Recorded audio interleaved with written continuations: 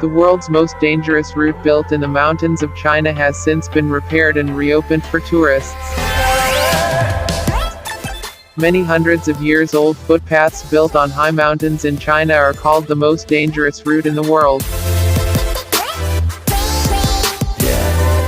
Locals and adventurers from all over the world, especially in the high mountains of Hua in the Chinese province of Shaanxi, visit specially the high mountains, where instead of smooth paths, the journey is completed by crossing this hazardous footpath of 1 feet wide wood with rocks.